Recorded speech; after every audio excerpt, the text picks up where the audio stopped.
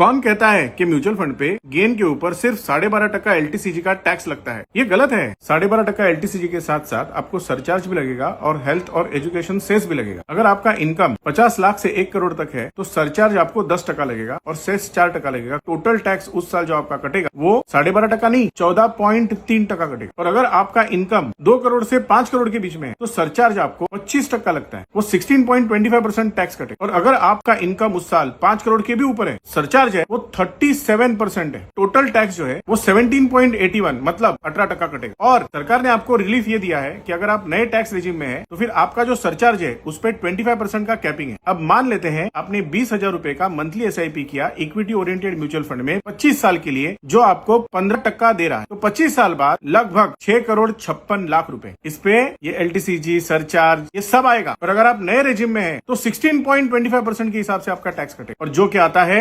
96 लाख काटने के बाद आपके जेब में आएगा 5 करोड़ 60 लाख रुपया। इसका मतलब ये टैक्स की वजह से आपका 96 लाख रुपए का लॉस हो रहा है। लेकिन अगर यही महीना 20,000 रुपया आपने LIC के यूलिप प्लान में डाला तो आपका 1 रुपया भी टैक्स नहीं कटेगा। सारा का सारा मैच्योरिटी आपको कंप्लीटली टैक्स फ्री मिलेगा। इसका मतलब म्यूचुअल फंड तो नुकसान का सौदा है कम से कम 2.5 लाख रुपए के लिए, क्योंकि यूलिप में 2.5 लाख रुपए तक मैच्योरिटी पे 1 रुपया भी टैक्स नहीं लगता। तो शायद म्यूचुअल फंड का जमाना तो गया, अब LIC के यूलिप का जमाना आया। LIC करो, जिम्मेदार बनो।